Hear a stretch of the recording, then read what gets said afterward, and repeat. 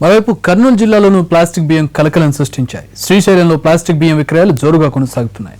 శ్రీశైలంలోని Mallikarjuna Sadan complex లో గల Bharat general store లో స్థానికులు బియ్యాన్ని కొనుగోలు చేశారు. అయితే ఈ బియ్యాన్ని ఇంటికి తీసుకెళ్లి అన్నం వండుకుని తింటే ఎంత నమిలినా మెత్తబడకపోవడంతో వారికి అనుమానం వచ్చింది. ఆ రైస్ ను ముద్దలా చేసి నేలకేసి కొట్టగా బంతిలా గాల్లోకి లేచింది. వెంటనే రైస్ పై పోలీసులకు ఫిర్యాదు చేశారు. దీంతో పోలీసులు కిరాణా షాప్ లో ఉన్న స్టాక్ ను పరిశీలించారు. అయితే షాప్ యజమాని అప్పటికే బియ్యాన్ని తొలగించి పోలీసులకు దొరకకుండా తప్పించుకున్నాడని స్థానికులు ఆరోపిస్తున్నారు. నంద్యాల నుంచి తెచ్చుకున్నాడంట. తెచ్చిన అతను మాకు మార్గాపురం నుంచి మాకు ఇచ్చాడు బస్తా రైస్. మేము ఈయనకు అమ్మాము. ఈయన ఏమంటున్నాడు ప్లాస్టిక్ రైస్ అంటున్నాడు. మరి మాకు ప్లాస్టిక్ రైస్ అనేది ఇంతవరకు తెలియదు, మేము కూడా తెలియదు. అది ఎట్లుంటుంది అనేది కూడా మాకు తెలియదు. ఆయనకి ఇచ్చినట్టు లేవు. ఆయన ఏం బ్రాండ్?